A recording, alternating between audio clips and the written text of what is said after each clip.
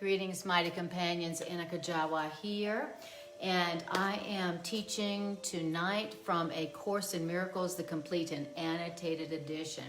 So this is the latest edition of A Course in Miracles that includes the 45,000 words that were left out of the first two editions that came through the scribe Helen Schuckman. And there was so much that was left out that was put back in this edition that I really wanted to teach it so I could learn it myself. So that is what we are doing. And I started doing this class, started at chapter 1, section 1 a few years ago, and now we are in chapter 6. So we are in chapter 6, and this is our third or fourth class on this particular section, first section of chapter 6. Hi, Carrie, lovely to see you, my dear. Love, I'm so happy to see you, angel girl. I'm so happy to see you. So, okay, so this section, we are in chapter 6, section 1, and the name of this section is called The Message of the Crucifixion. And this is one of the most powerful, most healing sections in A Course in Miracles. And also sometimes one of the most difficult ones to accept. So let me tell you a little bit about this section. This is the third or fourth class of this section. So I'm going to give you just a brief recap, and then we're going to start in paragraph 18, and then we're just going to hopefully go on to the end and end this section tonight. All right. So lovely to see you and have you joining this healing circle. So grateful for this opportunity to be reading the truth and applying the truth with you. All right, so this is a big section. It's an important section. This section called The Message of the Crucifixion, something that the author of the Course says about this section. It says that it's going to talk about the story of the crucifixion story. So the crucifixion story is not a mythological story. It's not an allegorical story. It's an actual historical story that occurred where a beautiful, powerful teacher of love and truth was crucified. So this is a historical story. And the author of the Course is saying, I want to tell you this story, this historical story, but I want to tell you this story from my perspective.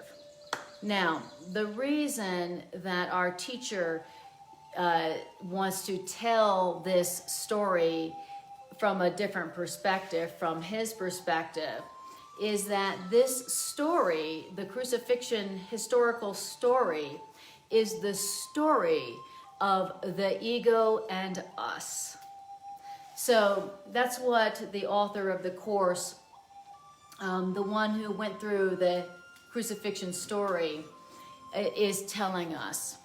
That the crucifixion story is the story of the ego and what the ego wants to do to the children of God, what the ego wants to do to you and to me. This is what this story is really about. All right. So the Course in Miracles is telling us that, yes, indeed, we have an ego. And this ego is the same ego that our teacher in the voice of the Course also dealt with. So A Course in Miracles is saying your ego wants to destroy you. Your ego wants to destroy the children of God. Why is that? Now, why is that? A Course in Miracles says that we have this ego, and this ego wants to destroy us. Why is that? It says because we made the ego out of our attack on our Creator. And so now our ego wants to attack us, its Creator. That's what the ego is, and that is why the ego has not just an unloving intent for us, its creator, but the ego has a murderous intent for us, its creator. And that is something that's very difficult, very hard to believe. That, of Course in Miracles is telling us that we have something within us. We have a belief system within us called the ego that is like a parasite that feeds off of us. A parasite is something that kills its host, and as it kills its host, it lives. That's what a parasite is. And we have that kind of belief system. We have that kind of psychic parasite within ourselves called the ego.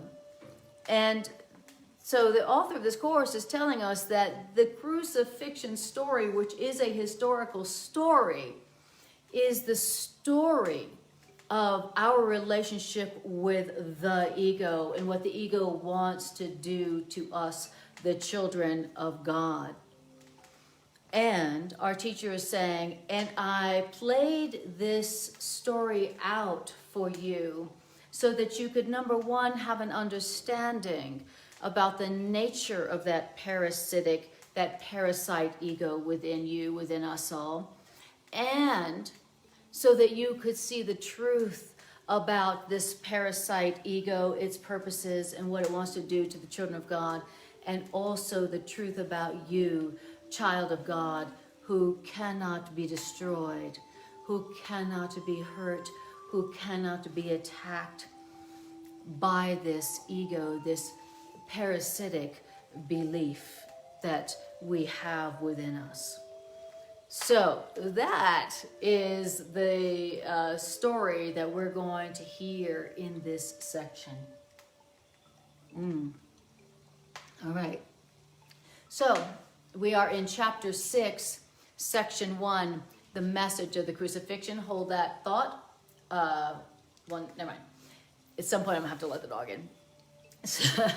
So chapter 6, section 1, the message of the crucifixion.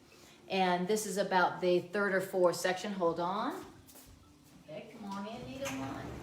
Good girl. All right. Okay. So where we're at is message of the crucifixion, and we're going to start in chapter 18 after a synopsis. So I'm so thrilled to see you guys here, Zen and Pam and Jean. Lovely to see you guys. And then at some point you'll see Nikita. All right. So basically, this is an incredibly important section because it is teaching us about the nature of the ego and our relationship with the ego. Very important understanding here. So it's saying that, our teacher here is saying that that we need to learn about the nature and the purpose of our own ego so that we can not fall for it, so that we can not fall for the ego and what the ego is about.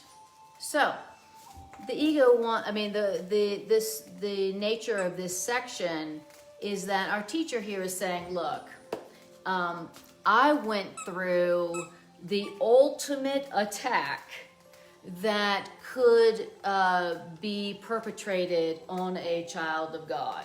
Okay? I experienced the ultimate attack. I was abandoned, betrayed, beaten, torn, and finally killed. And our teacher says, and it was obvious that this occurred even though I had healed many and only offered love. And so our teacher is saying that I went through this. I went through this learning experience called the crucifixion so that I could teach you the truth about yourself and the truth about attack and persecution and even death. Our teacher says, and I went through this ultimate experience of crucifixion and death so that you could not perceive the experience of you being attacked, so that you could not be tempted to see it as a justification for attack under much less extreme temptation. All right, so our teacher here is wanting to teach us. So at the beginning, our teacher says at the beginning of this section, he says that anger cannot occur unless 3 false beliefs have been believed. And the first false belief that had to be believed before you could experience anger is that you have been attacked. And the second false belief that you have to believe before you could experience anger is that that attack was absolutely unfair, and the third one was that you had nothing to do with it. And the Course in Miracles is saying, but the truth is that you cannot be attacked. You cannot be attacked. That's what our teacher is telling us, that our teacher went through this story, this crucifixion story, so that our teacher could teach us that. Our teacher is saying here, now I went through this ultimate experience of attack, but I did not perceive myself as being attacked. I did not perceive myself as being abandoned or betrayed, and so I did not strengthen that perception. So our teacher is saying, and so I want to teach you, and I can teach you a new interpretation of being attacked. That if you will share that interpretation, then you too will be an equal learner, an equal teacher with me, and you too will be able to express a resurrection, a restoration, a rebirth from the ashes of whatever attack that you have perceived or that you are perceiving. So our teacher is saying, I want you to share with me my interpretation of attack. I want you to follow my example. I want you to interpret attack the same way I did. Why? Because if you can interpret attack, the crucifixion or attack, you perceive yourself as having been receiving or having given, then you can teach, you can help your teacher teach this new interpretation of attack. And that's what this section is about. How to transform the perception of being attacked or persecuted or assaulted into an experience of your own resurrection, your own restoration. So I want you to bring to your awareness something in your life right now that you are feeling crucified by, attacked by. Anywhere you feel that you are being projected on, attacked, persecuted, assaulted, any of that. In other words, anywhere that you are experiencing anger, that is where you are experiencing some kind of experience of being attacked, being crucified. Or maybe it's an experience where you have attacked and are feeling shame or remorse or guilt around that. So I want you to bring that to your awareness. All right, now, so now we're starting in paragraph 18. And it says, my brothers and sisters, and your brothers and sisters are constantly engaged in justifying the unjustifiable. Okay, we are constantly engaging in justifying the unjustifiable. What's that? We are constantly engaged in justifying anger. Anger is the unjustifiable.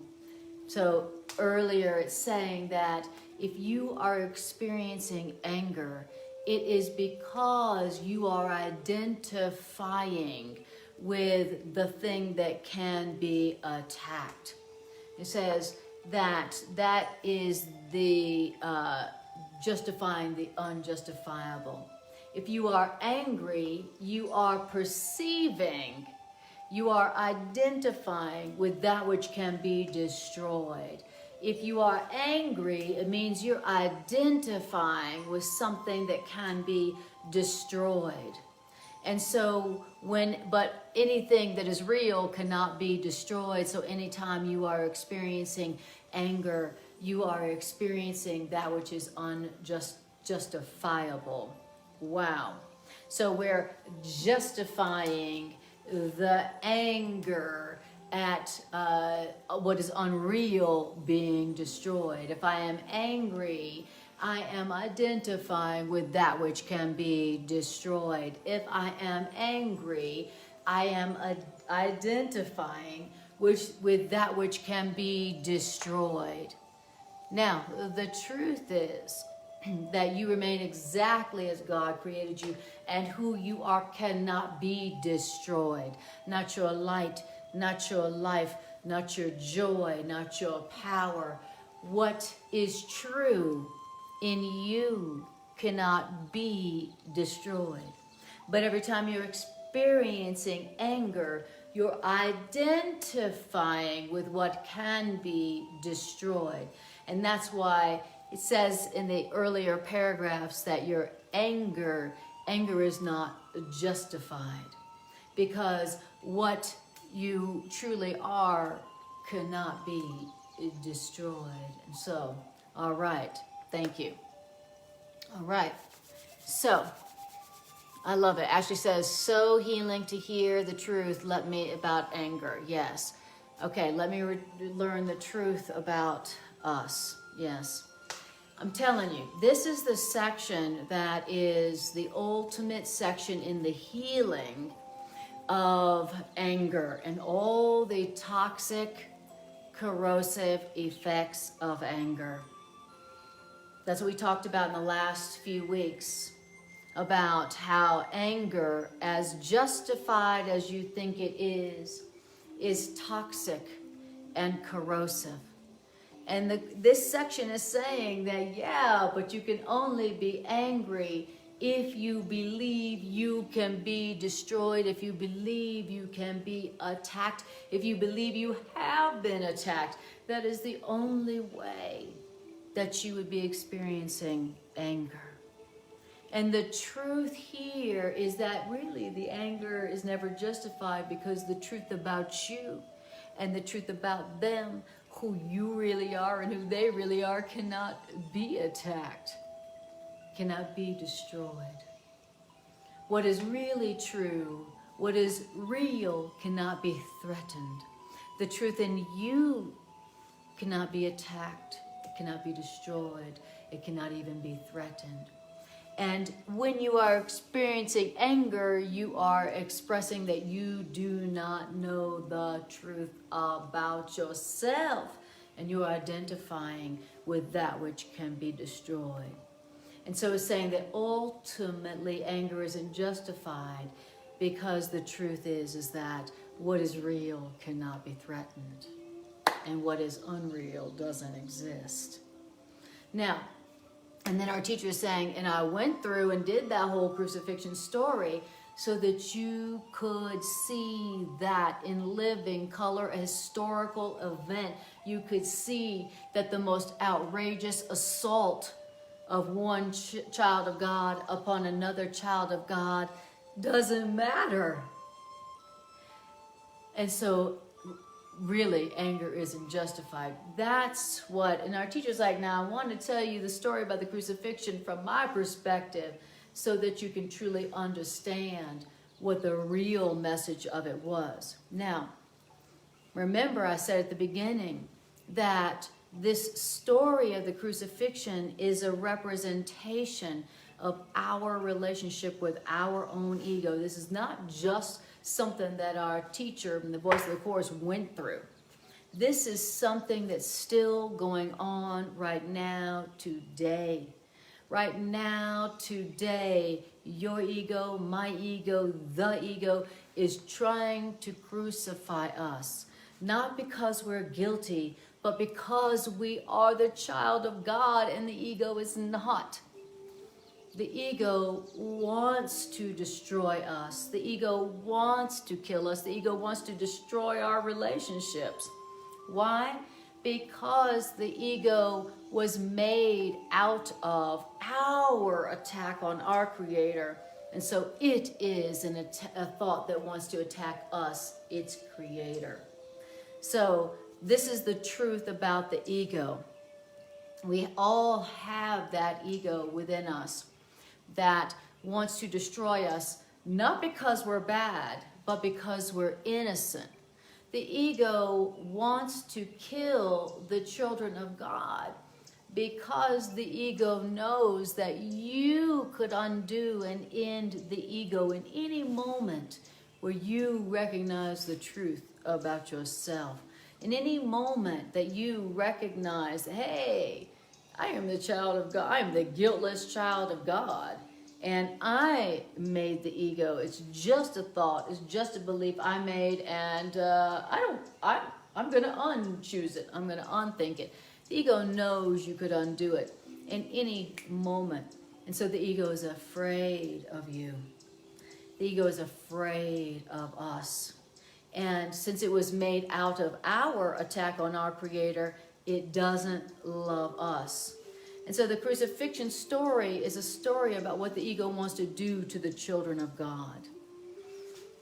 And it's also a story about how whatever the ego wants to do to the children of God, it can't. Whatever the ego is trying to do to you, whatever the ego wants to do to you, even unto the death of your body, it won't work. It can't work. And the more you know that, then the less anger you have. When you know what the ego's up to and you know it can't work, then there's no anger. There's no fear. So that's why our teacher is like, let's go over this story one more time. I want to tell you the story from my perspective. And I invite you to interpret attack the way I did, so that you too can experience the resurrection really after, in the face of being crucified. And also our teacher is saying, I want you to interpret attack like I am, so that you can help me teach that to the world. Because if there's one thing that the world needs to learn, it is a new interpretation of attack. You know, the Course in Miracles in this section says that everybody on earth is suffering from the belief that they can either hurt or be hurt. And that's what people are suffering from. That's the nature of guilt. And so our teacher is saying here, oh, please share with me, learn with me this new interpretation of attack, that you can't be hurt, so that you can teach that, because that's what the children of God need to hear most. All right. So it says in paragraph 18, my brothers and sisters and your brothers and sisters are constantly engaged in justifying the unjustifiable anger. My one lesson, which I must teach as I learned, is that no perception which is out of accord with the judgment of spirit can be justified. So, wow, that's pretty big. So our teacher's like, the one lesson that I really want to teach is that any interpretation of attack that is out of alignment with the interpretation of Spirit, the Holy Spirit, is unjustifiable. So, however Holy Spirit interprets this, any other interpretation is unjustifiable. The only correct interpretation of anything you are going through, the only interpretation that is correct about what you're experiencing is Spirit's interpretation.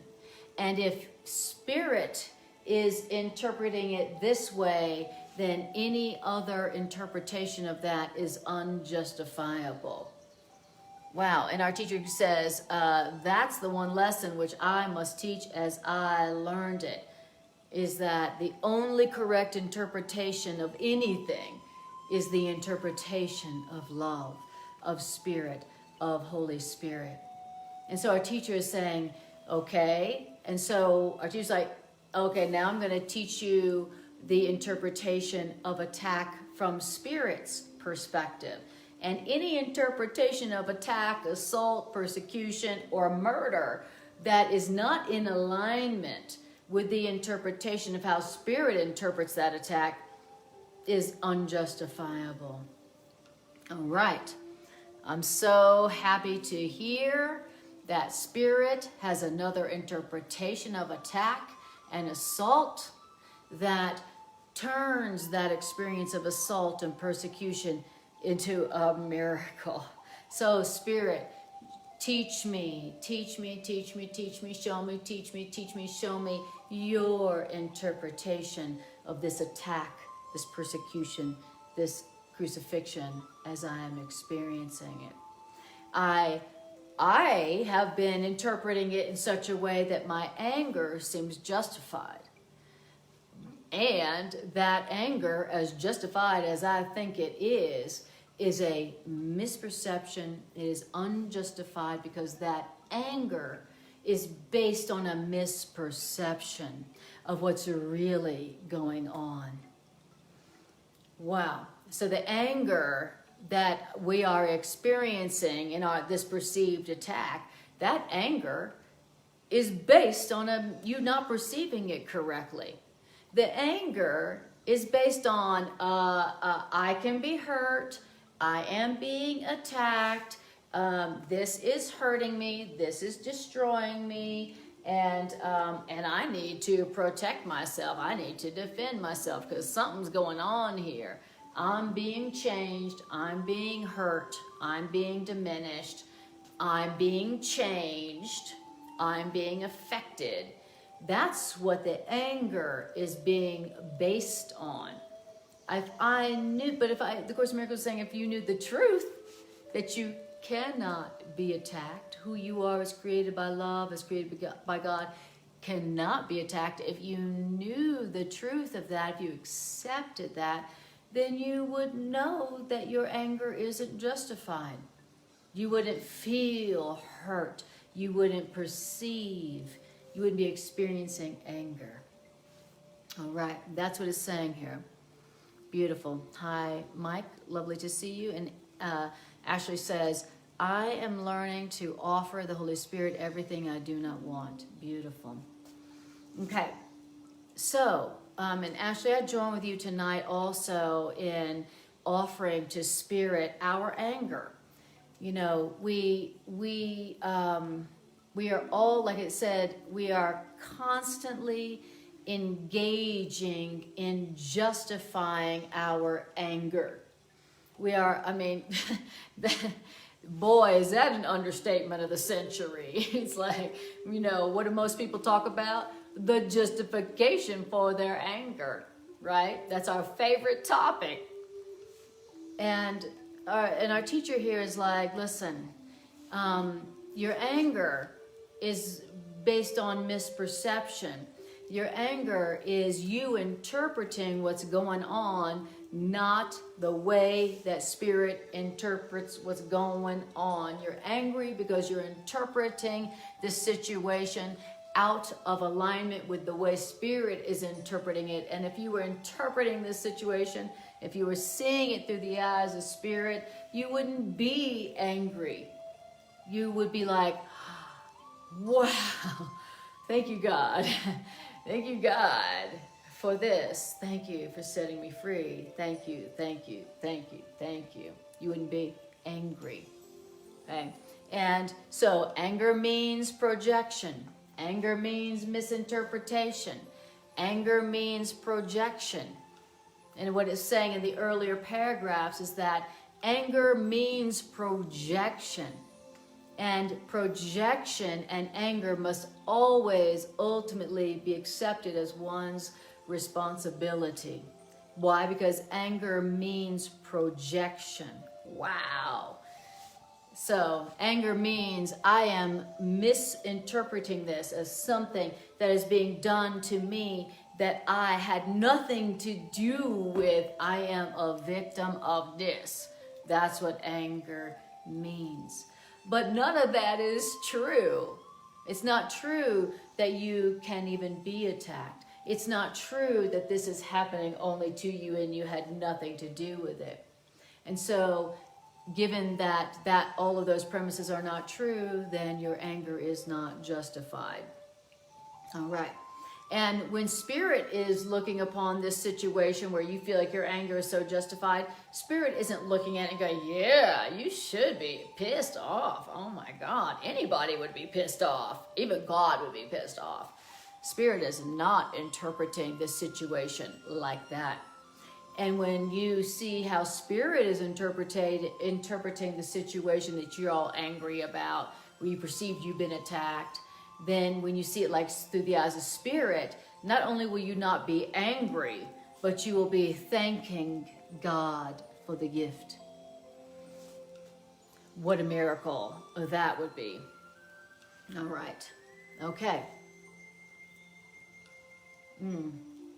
So, our teacher says, I undertook to show that this was true in a very extreme case, merely because a very extreme case would serve as a good teaching aid to those whose temptations to give in to anger and assault would not be as extreme.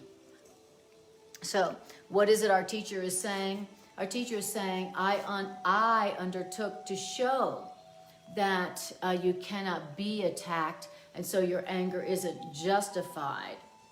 And our teacher says, and I undertook what? I undertook to show you this was true in a very extreme case.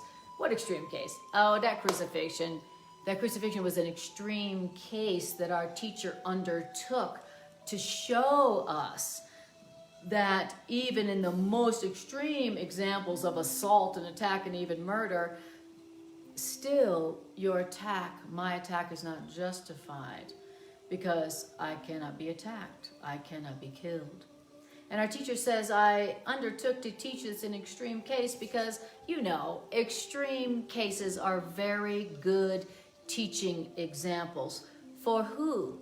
Extreme cases like the crucifixion are a good teaching aid to those whose temptations to give in to anger and assault would not be as extreme, right? So it's like our teacher's like, I undertook the ultimate assault example so that you, when you are going through what you feel assaulted and attacked by, then you could have an easier go at it. So I heard Spirit to me saying, hey, Anna, I know you're upset and angry and you feel attacked, but let's do a little comparison here, okay? I was abandoned, betrayed, beaten, torn, and finally murdered. And how about you, Anna? What are you feeling angry about? Oh, feeling misperceived, misinterpreted, you know. Oh, okay. So that's what, so in other words, a much less extreme temptation to give in to anger. And so it was helpful because it was like, yeah, our teacher was betrayed, abandoned, being torn, finally killed, and me over here, I was misinterpreted, misperceived. Yeah, I don't think that mine is as, it's not as big a temptation to give in to anger. So that's what our teacher is saying. I did the extreme example to help you, to aid you, not see your temptation to give in to anger as so tempting. All right, beautiful. So again, we are hearing our teacher teaching us about our temptations to give in to anger and assault. Okay. Anybody been experiencing any temptations to give in to anger and assault lately? Right? Yes. Okay, great. So this is, our teacher's like, this is for you. You are tempted to give in to anger and assault in this situation. And our teacher's like, I was tempted to give in to anger and assault, also in a much more extreme example of attack and assault. And our teacher is saying, but I did not share that perception of being assaulted or attacked. I did not see myself as being attacked. I did not see myself as being betrayed. I knew I could not be abandoned, and that is why I resurrected. That's why I didn't die. And our teacher says, and I want to help you also to learn that you cannot be abandoned, that you cannot be betrayed, that you cannot be killed. I want to teach that new interpretation of attack to you, because if you will learn it with our teacher, then you can teach that interpretation to the world. And of all the things that are needed in this world at this time, that is it. All right. Now, it says in paragraph 19, I will with God himself that none of God's children should suffer. Okay. So it says, remember that the Holy Spirit is the communication link between God the Father and God's separated children. And so if you will listen to Holy Spirit's voice, you will know that you cannot either hurt or be hurt. If you will listen to the voice of truth, then you too will know what? That you cannot hurt or be hurt. Wow. So if you listen to the same voice that our teacher listened to during the crucifixion story, then you too will hear the same voice telling you, hey, you can't hurt or be hurt. You can't be attacked. You can't be killed. You can't be abandoned. You can't be betrayed. If you hear the voice for truth, the same voice that our teacher heard, that's what you're going to hear.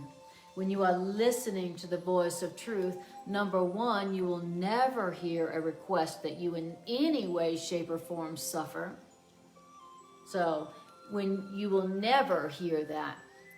When you listen to the voice of truth, you will never hear that voice of truth saying, hey, I love you, but I kind of need you to sacrifice, in order to prove your love to me and other things. When you hear the voice for truth, you will never be asked to suffer. You will never be asked to sacrifice. And you also will hear that you cannot hurt or be hurt. And you will also hear that voice telling you, many people, many need your blessing to help them hear this truth for themselves. Wow, that's what you will hear when you are listening to the voice of truth. That's how you'll know that you're hearing the voice for truth. Wow. So, what is the voice for truth saying here? The voice for truth is saying, look, you can't hurt, you can't be hurt, you can't be attacked, you can't be abandoned, you can't be betrayed. And also, many, many people on earth need your blessing to help them hear this for themselves. Wow. That is what people need to hear. And it says, and when you perceive only this need in others, all others, when you perceive only the need in them to hear, I haven't hurt anybody. Oh, and I can't be hurt. I can't hurt others, and I can't be hurt. It says, when you perceive only that need in others to hear that message, it says, and you don't respond to any other need in them, but their need to hear that, then you will have learned of me.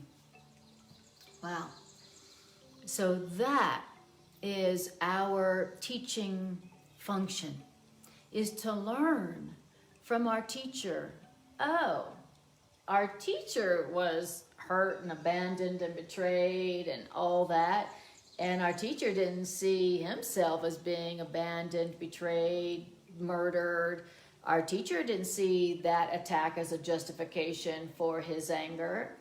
Oh, okay. So, and our teacher is saying, and the truth is same for you, that we are equal with our teacher. That means we also cannot be abandoned or betrayed or killed or even attacked. All right. And our teacher is saying that that everyone on earth needs to hear that. That is the only need that everyone on earth shares. That's the only need that everyone on earth shares. Everyone on earth needs to hear from you. You cannot hurt or be hurt. You cannot hurt or be hurt. And any hurt or attack or persecution that you are perceiving, that is you not understanding your own divine true nature. Who you really are cannot be attacked. Who you really are cannot be destroyed. That was the real message of the crucifixion. No matter what they tried to do to him, all the way from abandonment, betrayal, all the way to murder. And he just rose up and returned, resurrected. So, he says, and when you see only that need to hear that in others, and you don't respond to any other need in others, but their need to hear that they can't hurt or be hurt, then you will have learned of your teacher. You will have learned of our teacher, the voice of the course. Wow, that's how you'll know that you are an equal teacher and learner with your teacher, okay? So it says, and when you have learned of your teacher, and because you see everyone is only needing to hear, they cannot hurt or be hurt, you will be as eager to share your learning as I am, says our teacher, the voice of the course. The crucifixion, that attack story, cannot be shared because the crucifixion is the symbol of projection. Attack cannot be shared. So you never join in attack. You can never join in attack. Why? Because attack is projection, not joining. But the resurrection is the symbol of sharing, because the reawakening of every child of God is necessary to enable the family of God to know its wholeness. And only the whole family of God awakening to that shared truth, only that is knowledge. So the only thing that is knowledge is the truth that we all share. That's what knowledge is. Knowledge is what is true, the knowledge or awareness of what is true for all of us that we share equally. And what is the one thing, what is the truth that we share all equally? You cannot be abandoned. You cannot be attacked. You cannot hurt or be hurt. Boy, that's hard to believe now, isn't it? Now, it did say earlier, the body can be attacked. The body can be destroyed. But anything that can be destroyed or attacked isn't real. It isn't you. So when the Course in Miracles says you can't be abandoned, you can't be attacked, you can't be killed, it's saying that who you really are cannot be abandoned, betrayed, attacked, killed. Yes, your body can, but that's not you. So yeah, your body can, but not you. And that's the thing that we all need to learn the most.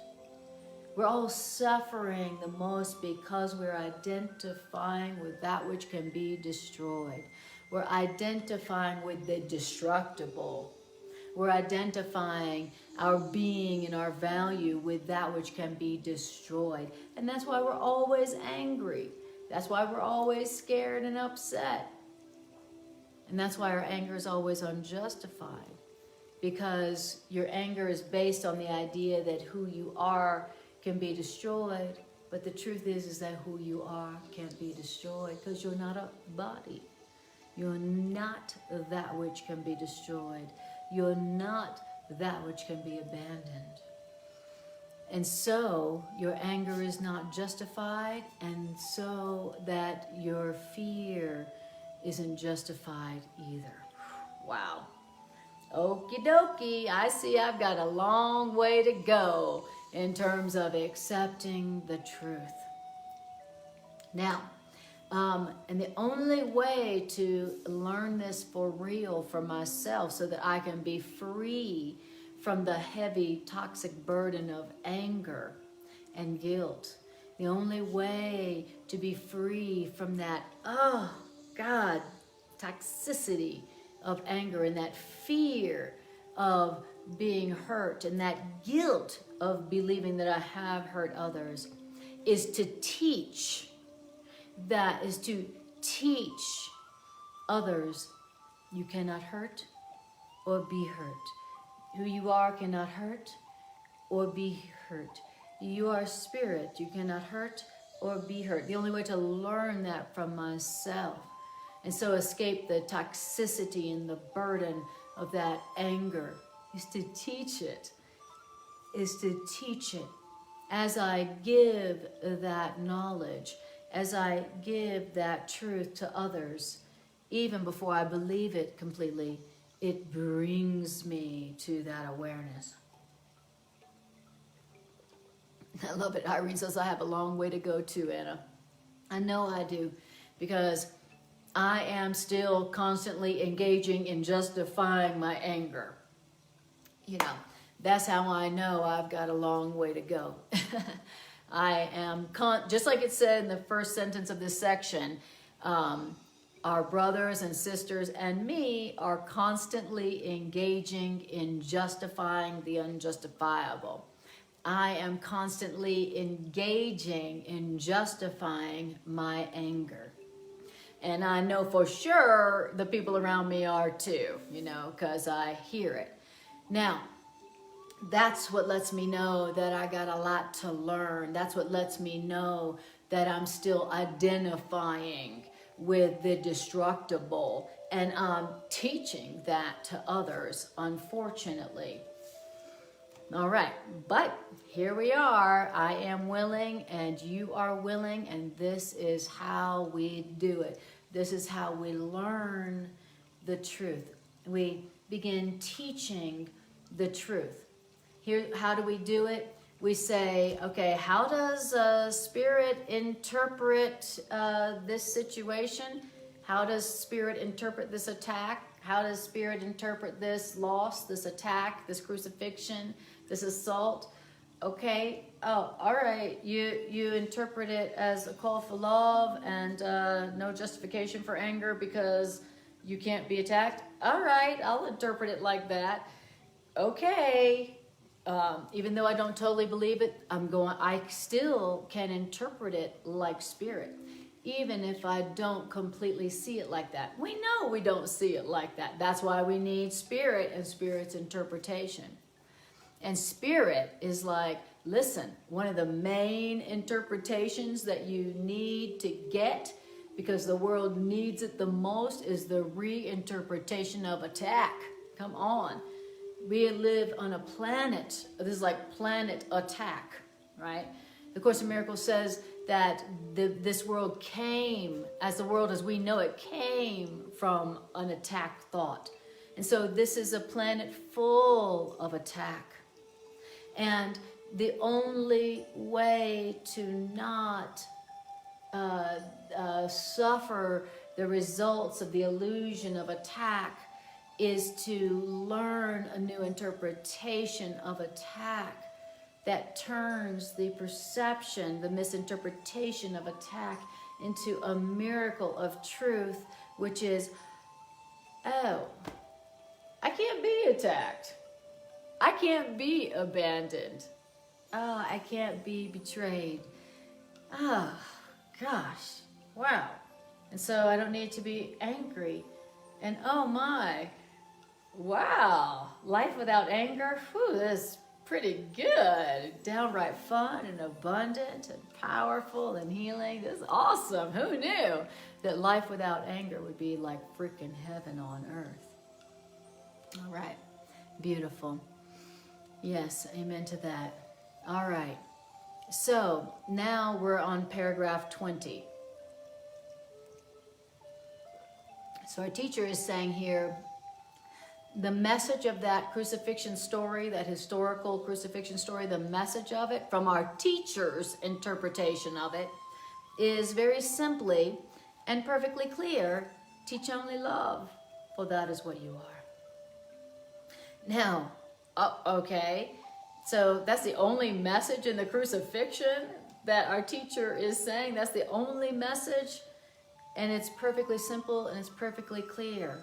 The message of the crucifixion is not, look what you did to your Savior. Look what God demands of you.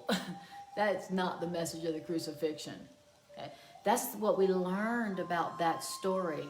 That story of the crucifixion, and you know, Western culture is not the only culture that the whole crucifixion story has shown up in. The crucifixion resurrection story has shown up all over the earth in all the different cultures and all the different cultural mythologies. So it's not just the Judeo-Christian storyline or culture. It's shown up all through Greek and Egyptian and Babylonian, the crucifixion resurrection story. And it's a universal story. Why? Because that is what the ego wants to do to the children of God. And also, it is the demonstration that the ego cannot kill you. Even if the ego can kill the body, the ego cannot kill you. The ego cannot kill your truth. It can't even affect your truth. And this story has been being expressed all over the planet, you know, in all the cultures and mythologies of mankind. Now, our teacher is saying that the real meaning of the crucifixion is, hey, you can't kill, you can't be killed, who you are can't die, you can't be killed, you can't be abandoned, betrayed. So really, the only thing to do is give love. That's the real message of that story. You can't kill me, so I'm going to give you only love. I haven't been attacked, so I'm going to give only love. The only thing that's justified here is love, because I haven't been attacked. So the only thing that's justified is love. That's the only message of the crucifixion. Teach only love, for that is what you are. Okay. Wow. All right. So also, let me just say here that it's also the message and the teaching and the learning being offered you right now in whatever area or whatever way you feel like you are being crucified or attacked or misinterpreted or assaulted or persecuted. The message that's being offered you, the teaching, the learning, the healing truth that's being offered you in this situation where you're feeling crucified is that, hey, the only thing that's justified here in this situation is love. Because I can't be attacked, I can't be abandoned, I can't be betrayed, and I can't be killed, and I can't even be touched by anything but love. So love is the only thing that's justified, because love is what I am. Wow. Can you imagine reinterpreting your crucifixion attack experience right now like that? Well, when you do reinterpret your personal crucifixion story like that, you too will go from feeling crucified to experiencing your resurrection, your rebirth into who you really are as love that can't be destroyed, that can't be abandoned, that can't be betrayed. And if you interpret your attack crucifixion story in any other way, then you're using your attack crucifixion story as a weapon for assault rather than as the call to peace for which it was intended. Wow, you're saying the situation that I am going through that feels like a freaking crucifixion, are you really telling me that it's really the call to peace? This situation that feels like I'm being crucified and attacked is really a call to peace? Wow, alrighty. That's Spirit's interpretation. I'm going to go with that, because any other interpretation is going to be unjustifiable. It's only going to hurt me. All right. Now, how are we doing on time? All right. Hi, Demi. Lovely to see you. Beautiful. And hi, Fa. Lovely to see you too. So we are in chapter 6 of the annotated edition, and we are in paragraph 20. What paragraph are we in? We're in paragraph 20. All right. So paragraph 20. Okay, so we are talking about the reinterpretation of attack that is the interpretation that Spirit is making of any situation where we are perceiving attack. And it says, and any interpretation of that experience of attack that's out of alignment with the way Spirit's interpreting it is wrong, and your anger will not be justified. And that experience of attack will not be transformed into your own rebirth. I love this topic. All right. So now it says in paragraph 21, sentence 4, the apostles often misunderstood the crucifixion. And why did the apostles misunderstand the crucifixion? Always for the same reason that makes anyone misunderstand anything. The apostles' own imperfect love made them vulnerable to projection. Yes. It's same reason I am misunderstanding the attack experience, crucifixion experience that I am going through. How come I am misinterpreting it, misunderstanding it? Because my own imperfect love has made me and is making me vulnerable to projection. I am misunderstanding this crucifixion attack story. Why? because my own imperfect love, hate, anger, is making me vulnerable to projection, right? My anger makes me want to project, and that's a why. My own imperfect love, my anger is making me want to project. And out of my own fear, I am perceiving the wrath of God. So it's talking about the apostles. And the reason they misunderstood the whole crucifixion story is because their own imperfect love made them vulnerable to projection. And that's why, out of their fear, they spoke of the wrath of God as his retaliatory weapon. Wow, exactly. That's that whole crucifixion story. The reason you hear about that story in the New Testament, the reason you hear that story with the wrath of God in it is because the apostles did not understand. Their own imperfect love made them vulnerable to projection. And so out of their fear and out of their guilt, they spoke of the wrath of God.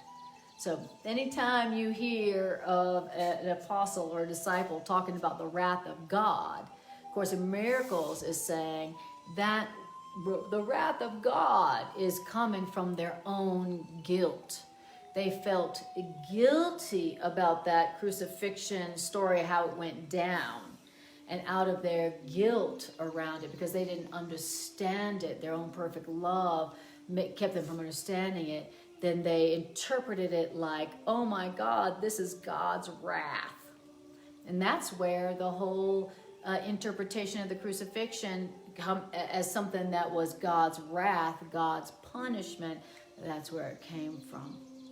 The whole crucifixion story had nothing whatsoever to do with the punishment of God or the wrath of God. Not one little tiny bit. And the same thing here. Your own attack crucifixion story that you may be experiencing has nothing whatsoever to do with punishment at all. At all. What's going on here has nothing to do with, well, this is my punishment, or that's their punishment, or that's what, the sacrifice that God asked of that person. Not at all.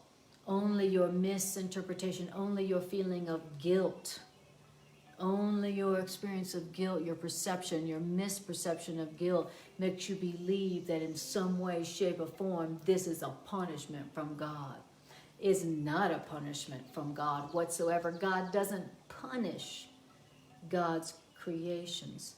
Only the ego does that. God knows punishment doesn't work, and that's not how God thinks. It says, so the apostles also could not speak of the crucifixion entirely without anger. Why? Because their own sense of guilt had made them angry. The apostles felt guilty about what went down in that story. And what happens after you feel guilty? Oh, it comes out as anger. Where does anger come from? Guilt. When you feel guilty about something, what you're going to do? You're going to try to project that guilt out. Okay? That feeling of guilt is so painful. It says you can't experience that guilt and not, want to get rid of it ASAP.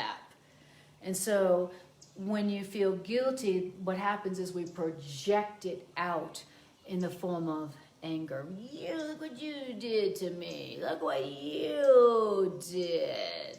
The wrath of God did. So think about that when you are contemplating or trying to understand your anger. Anger means projection.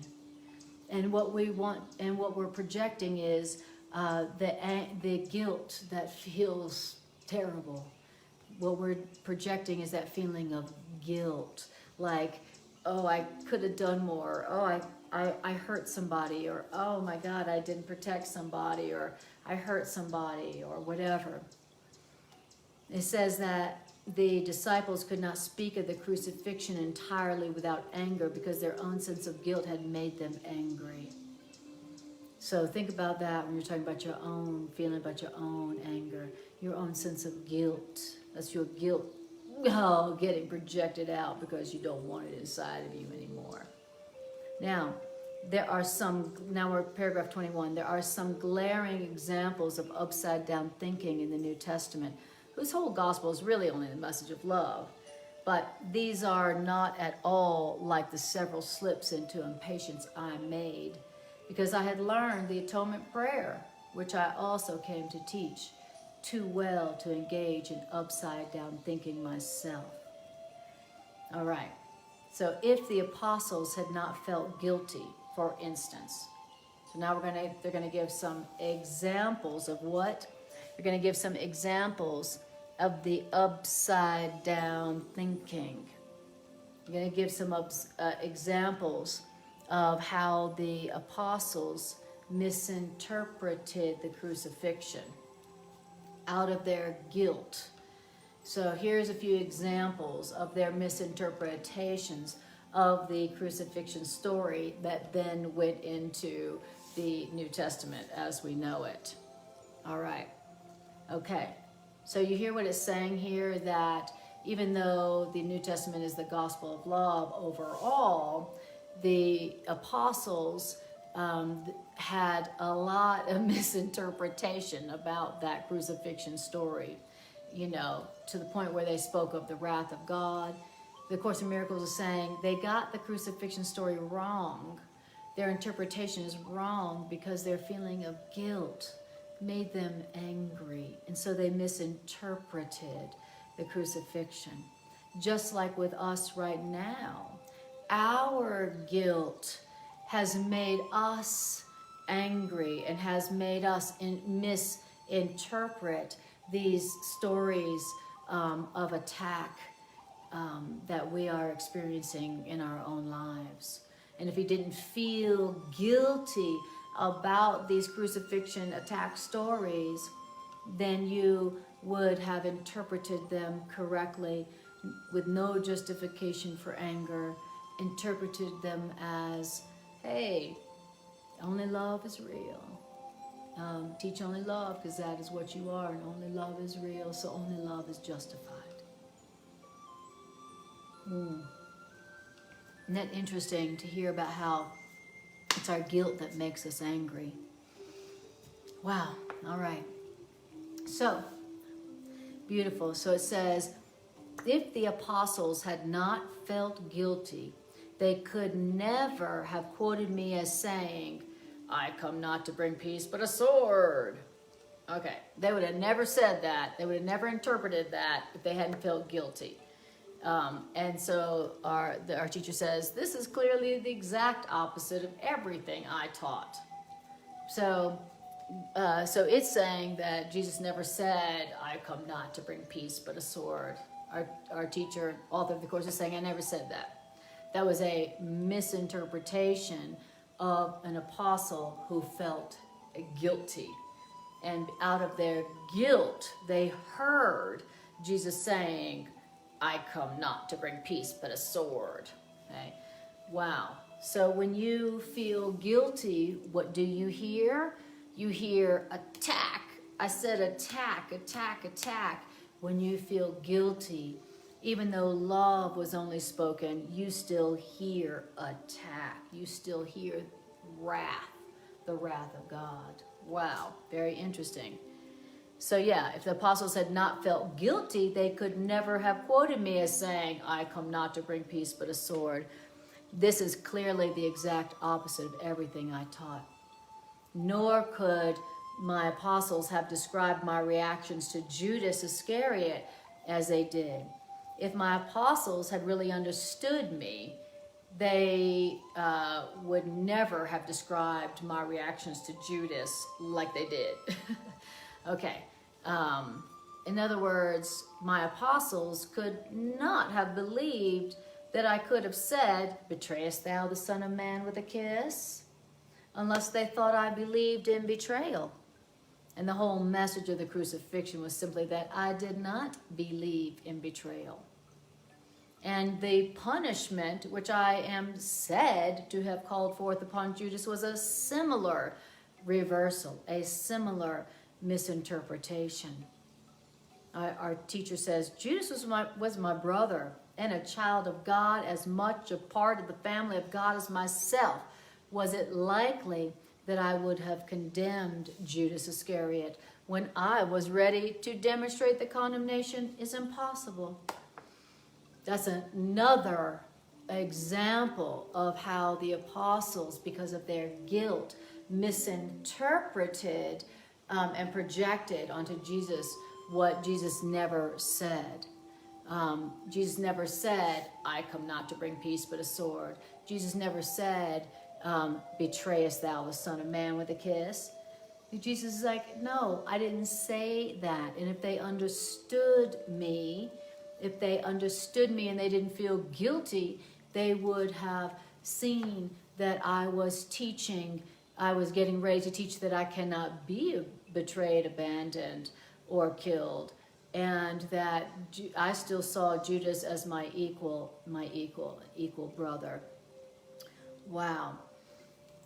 So you can see here how when we feel guilty, we misinterpret what is said. We misinterpret.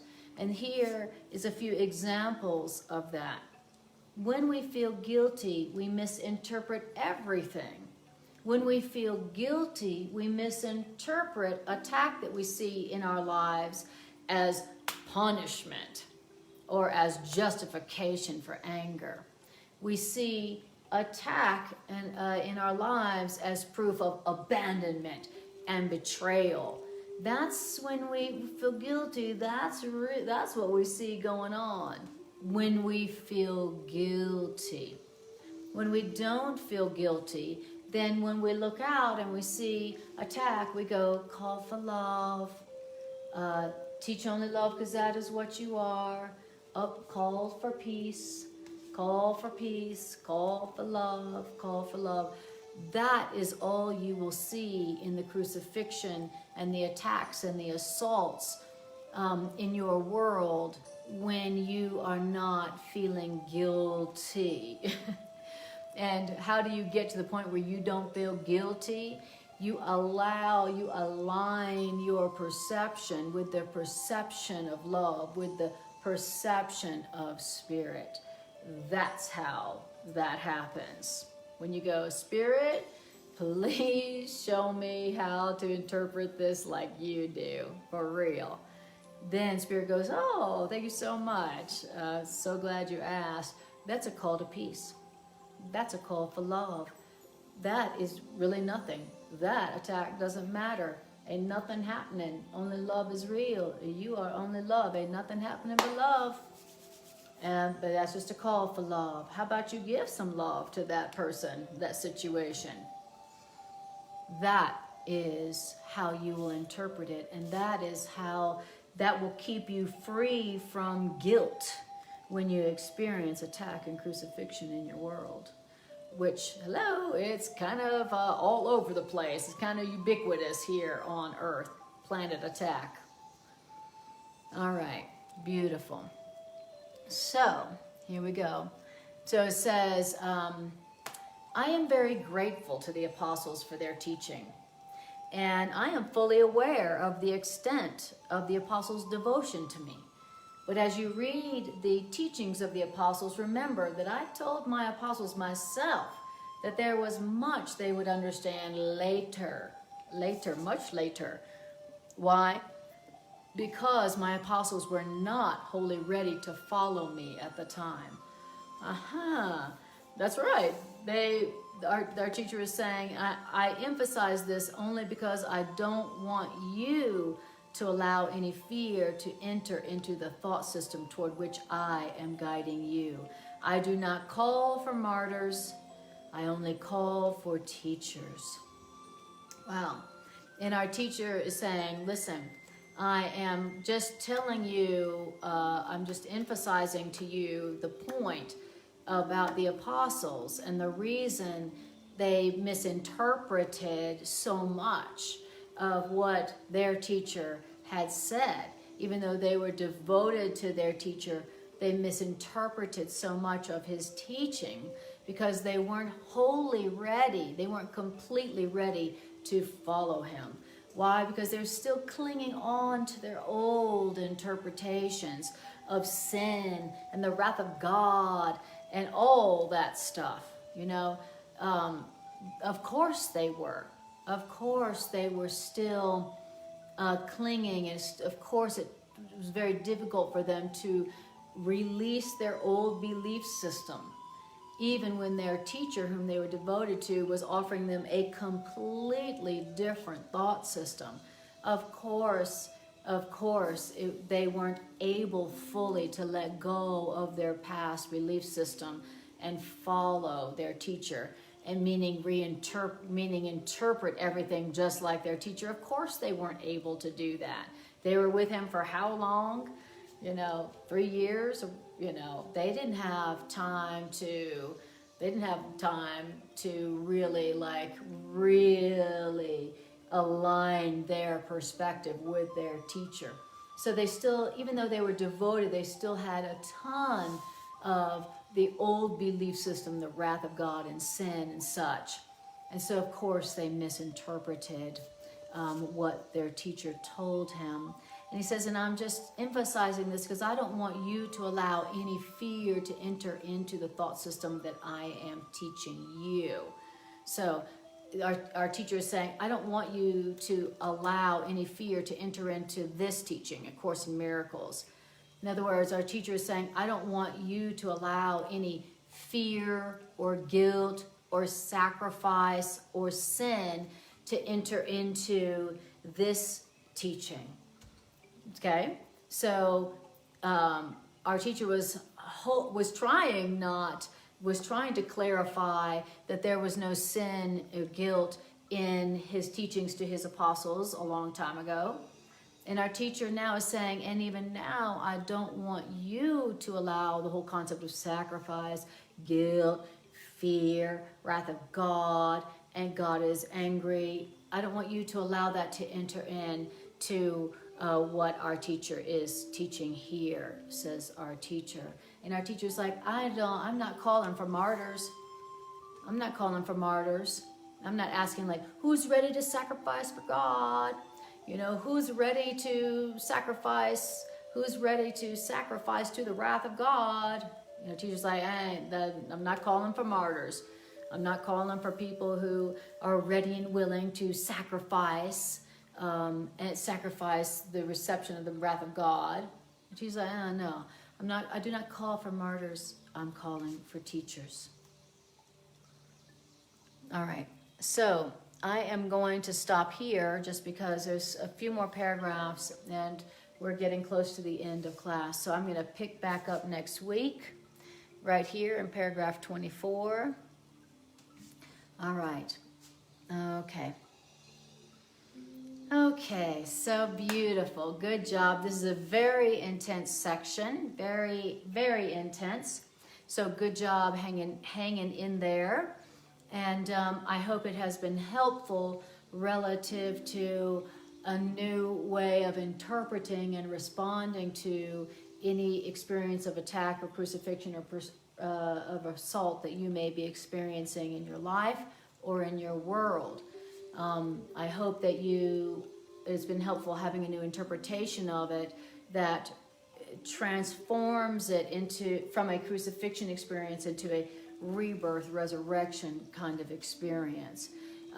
In my perception, nothing could be more useful or practical in this world, given that this is a world of attack. This world is the picture of the crucifixion of the children of God. So what could be more practical than a new way to look at attack and crucifixion of ourselves and all the children of God? That's what our teacher is offering us here, is a new way to interpret attack such that you can teach, like our teacher did, a new interpretation of attack that transforms it into a miracle of love and abundance and safety. Now what could be more valuable than that? What could you bring to mankind that would be more valuable, more needed than that? Just like it was saying that many people need to hear that they cannot hurt or be hurt. They need to hear that, and they need to hear that through you. That is the understanding that releases people, that releases mankind from all of their guilt, all of their guilt. What releases people from guilt is reminding them you cannot hurt or be hurt. Many people need to hear this for themselves. Why? Because that is what releases people from guilt, which releases them from attracting punishment. When people feel guilty, believing that they have hurt or been hurt, then what they are really doing is attracting unconsciously punishment to themselves. Because we all learned as children that when you do something bad and you get your punishment, you're clear. Okay? So the whole goal here is that our teacher's like, I want you to accept a new interpretation of attack, like you can't be attacked, abandoned, betrayed, killed. And I want you to teach that to the children of God who are suffering because they do not know that. And it's just keeping the cycle of violence going on planet Earth. So, good job listening to a new interpretation of attack. And good job in joining your will to the will of love in releasing mankind from that misinterpretation, that mistake. All right, beautiful. Hi, Shahid. Lovely to see you. All right. So we're stopping here. We'll start next session next week at paragraph 24. So what I'm going to do now is announcements, and then we're going to do the integration meditation where we close our eyes, get quiet, and use these ideas in any area of your life where you would like to transform a crucifixion story, an attack experience into a resurrection, a rebirth for yourself and for the world. All right, sound good? Sound practical? All right, announcements are I do 2 live streams a week, Mondays and Wednesdays. Mondays we are doing Miracle Roulette, where we let Spirit decide for us what we study in A Course in Miracles through the random number generator. That's always exciting and downright spooky and amazing. And also, like today, Wednesdays, I'm teaching from the Complete Annotated Edition of A Course in Miracles, and we're just going through the text. And so, and now we're in chapter 6. Greg does a beautiful Facebook live stream here from Miracle Park, Tuesdays. Also, it's 7 to 8:30 p.m. And my Monday and Wednesday class are also 7 to 8:30 p.m. Mountain Standard Time. Also, I am a holistic psychotherapist, and I have a psychotherapeutic niche called Miracle Psychotherapeutics, where I offer one-on-one psychotherapeutic sessions for Course in Miracles students who are going through some kind of transition or some kind of crucifixion story where they are feeling crucified by and feeling like their anger is justified.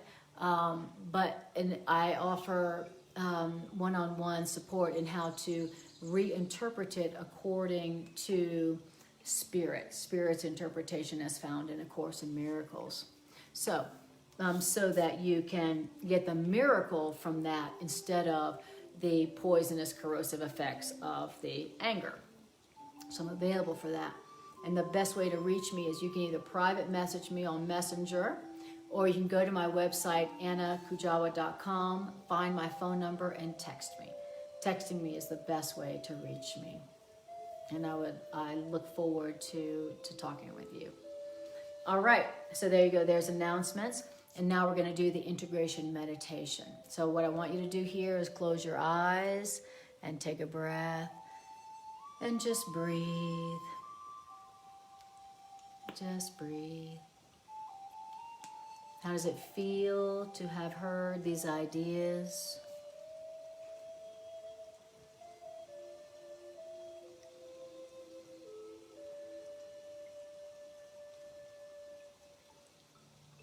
Just breathe and feel.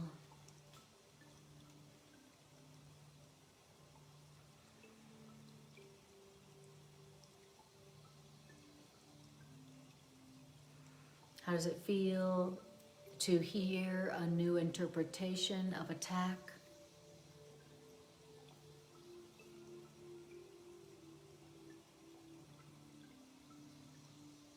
How does it feel to hear that you cannot hurt or be hurt? Even if you don't quite believe it, how does it feel to even hear that? I cannot hurt or be hurt.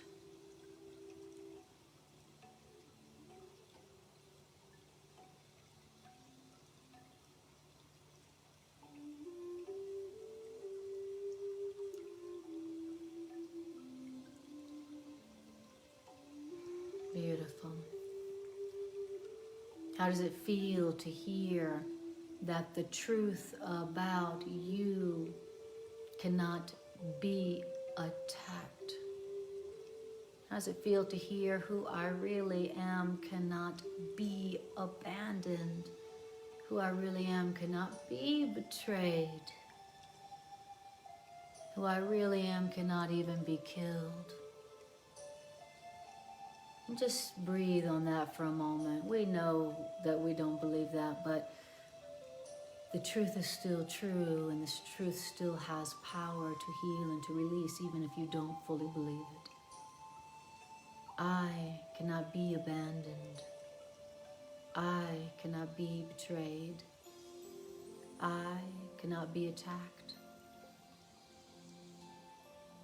And I am not my body.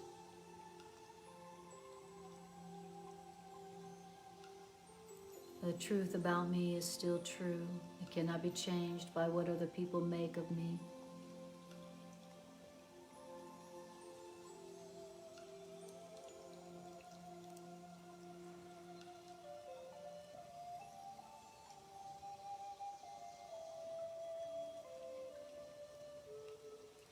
Now I want you to bring to your awareness a situation or a relationship in your life right now where you are feeling like you are being attacked or persecuted or assaulted or crucified. I want you to bring that to your awareness.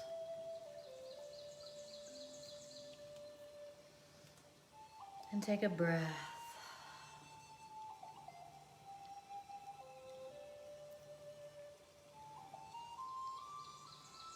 And now we're going to tell ourselves the truth about this situation, even if we don't believe it. Tell yourself, I cannot be attacked. And so my anger has no justification. And I am responsible for what I perceive.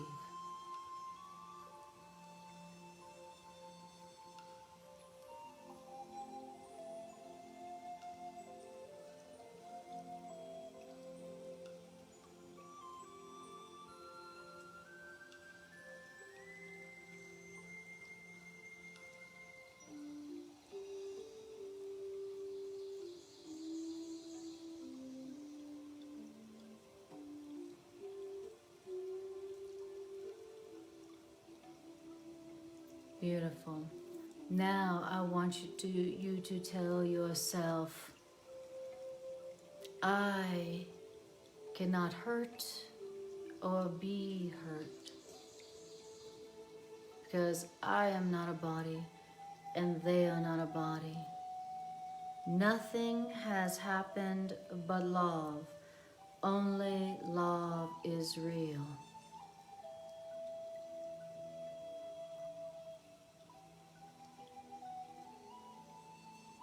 Nothing real can be threatened. And I am real, and they are real.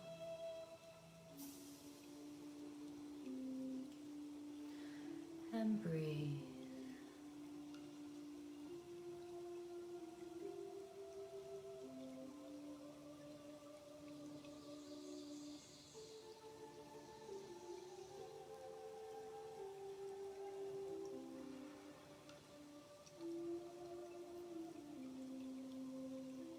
And then seeing this situation or relationship in your mind's eye, I want you to say to yourself, my goal here is to teach only love, for that is what I am.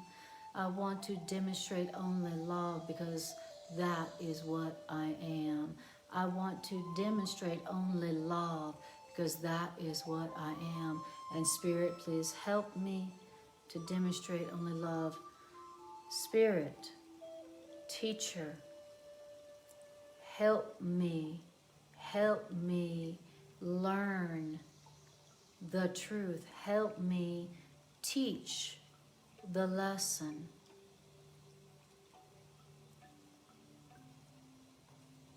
That I need, demonstrate only love because that is what I am. Help me teach, help me learn, help me interpret this attack as you do, Spirit. Help me share your interpretation of this attack, Spirit.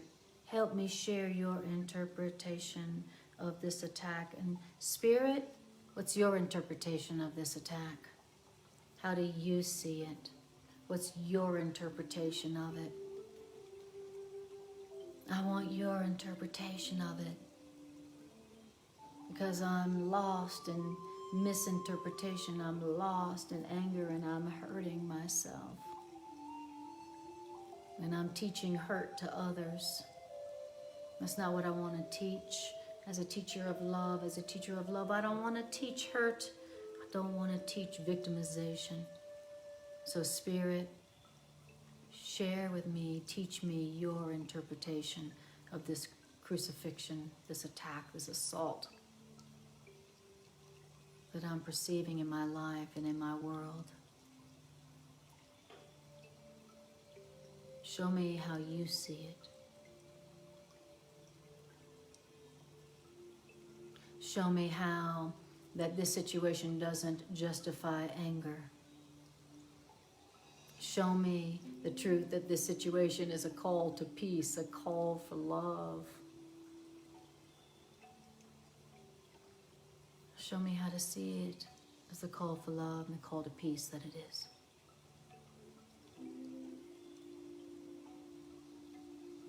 I want to interpret like you so I can be an equal teacher with you. Teach me how to teach the message to all my brothers and sisters that they cannot hurt or be hurt.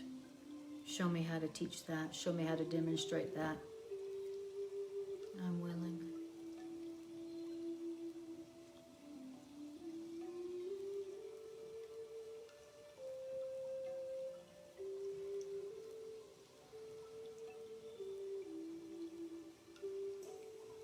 Beautiful. All right. And just take a breath and bring your awareness back to your body and back to the space in which you are in. Beautiful. I so appreciate that you have used your precious, precious time and energy to join this healing circle. If you would like to watch more of my classes, you can go to my YouTube channel and watch all of my classes from years and years on every topic. If you would like an easy and free way to support this ministry, then going to my YouTube channel and hitting like, share, and subscribe is a free and easy way to support this ministry, meaning it's an easy, free way to help extend this message out to the world. And I so appreciate that support. I appreciate you watching, and I appreciate you sharing this to extend this into the world. I appreciate you more than I can say, and may the course be with you.